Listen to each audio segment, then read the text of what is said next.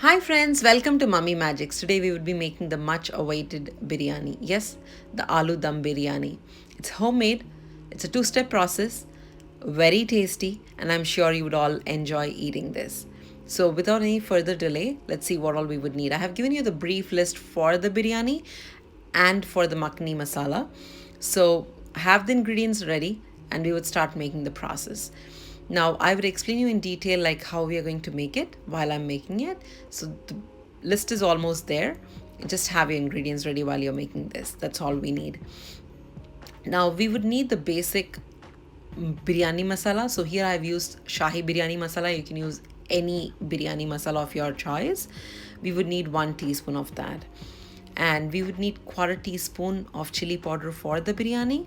And we would need half a teaspoon of makhni, chili powder for the makhni sauce. And we would need coriander powder, 1 teaspoon for each of them, like for both the biryani and the makhni gravy. And we would need garam masala for the makhni gravy, but not for the biryani. So it's half a teaspoon. So it'll be used while you're making the makhni sauce. Now we would need some water for you to cook the rice and to make the makhni gravy, etc. So have some water ready with you. And basic, let's not forget the salt. So that's the enhancing agent, right? So it enhances the taste overall. So we would need salt to taste for both the items, like to make the gravy and for the biryani. We would need a quarter cup of curd. This is basically only for the biryani masala. You would not need it for the makhni sauce. So in the video, I'm showing you some sliced onions and green chilies. Set it aside. So we would need around roughly 2 cups of onions for the biryani and some 1 medium sliced onion for the makhni gravy and 1 bay leaf for the makhni gravy. And we would need 4 to 5 elaichis. So here I've used green elaichis. You can replace it with the dried version of the same elaichis. That's absolutely fine. And all we now do is we will make the makhni sauce. Heat some 3 teaspoons of oil, add the sliced onions, ginger garlic paste, elaichi, bay leaf, saute it well. Now ensure it's kind of cooked. It needs to be translucent. It need not be golden brown. Once it is kind of almost cooked, moved from the raw status, you would put the chopped tomatoes, saute it well, add cashew nuts, chili powder, coriander powder, garam masala powder, salt to taste, mix it well, saute it till it's kind of mixed well, add water, boil it for 15 minutes, allow it to completely become mushy, cool it completely, remove the elaichi and bay leaf, grind it to a puree. Now when you're grinding it to a puree, all you need to ensure is you're going to filter the puree and there would be some residue left over. Grind it again with some water. Repeat this process till very less residue is available. So this is the trick for the makhni sauce, which means your sauce is going to be very velvety. Keep this aside. We would use it at a later stage for the layering. Now I have taken around 20 baby potatoes, boiled them, peeled the skin, cut it into halves, and I have set it aside. I have not added any salt. You can add if in case you would like to, but I have not added at this stage. Now we are going to cook the rice for the biryani, which is very important process for the perfect biryani. Once the water boils, like you're seeing it in the video, add some coriander leaves, mint leaves, salt, lemon juice, and some cooking oil. Now lemon juice will keep your white rice as is, no color change, and cooking oil will ensure the rice is still separate and grainy. Now you will wash the rice 10 times without using your hands. Just filter all the water, remove all the white residue, soak it for 1 hour, drain the water completely, add it to the boiling water, cook the rice, it's 90% done. Once it is 90% done, how would you know? Put it between your index finger and your thumb and it's pressed finely, you're done. Filter it immediately, allow it to keep it aside till all the water is drained out. Now let's make some biryani gravy. You would heat 4 teaspoons of oil, 2 teaspoons of ghee or butter, add the onions, ginger garlic paste, saute it well. Again, we don't want it to be browned. We want the onions to be translucent like you're seeing it in the video.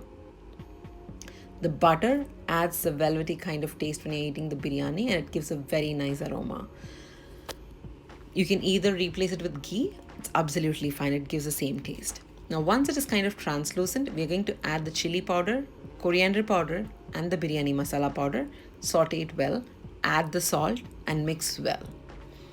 Once it is sauteed well, add the boiled, peeled, fried potatoes. Saute it for like 4 minutes till everything is mixed well. Mix very gently to ensure that the potatoes doesn't break. Add the quarter cup of curd. Mix everything well with gentle ladle. Like you don't have to put so much of pressure. Add the chopped coriander and mint leaves like a handful together and mix it up well. Just give it one quick stir. Add the makhni gravy now. Now, once you add the makhni gravy, gently mix everything well to ensure that the potato, onions, coriander, and the makhni gravy is all mixed very well. Now, we're going to leave it for 8 minutes in medium flame. Stir it occasionally, and your makhni gravy is ready totally. Keep it aside. Now, all we need to do is layering. I have done this biryani in oven. I would also let you know how to do it in the open pan. Now, grease your oven pan and then you would layer it with the makhni potatoes right now. And once you do that, layer it with some coriander and some mint leaves and the brown onions. Once you do that, you would now add the cooked rice for one layer. Now keep altering it with makhni sauce, coriander, mint leaves, brown onions, rice, and keep repeating this till everything is over. And once all your ingredients are layered up, on the top layer, finish it off with coriander leaves, mint leaves, brown onions, and you can add chopped nuts of your choice. I have added cashew nuts. You can add almonds, you can add raisins, you can add saffron strands according to your choice. At this stage, you would now tightly seal it with a aluminium foil and keep it aside. Now all we need to do is cook it in the oven. You will preheat the oven for 380 degrees Fahrenheit, and once it is hot enough, you would put your biryani pan inside in the middle rack and you would cook it for 30 to 40 minutes. Once done, switch off the oven, take out the biryani carefully and put it in the vessel which you're going to serve the biryani in, and enjoy it with raita or mirchi ka salan or any other North Indian gravy. And when I say I would explain you how to make it in the open cooking, you can do a double boiling method. You can put it in a pressure cooker, put the vessel, put a pan under with water, immerse this vessel, and then ensure that it is cooked for another 1 hour on medium to low flame. Keep checking the water and add it as and when it's getting completed. Guess what? Your biryani is ready. I hope you make this recipe, enjoy this, share the feedback. Stay tuned, guys. Bye-bye.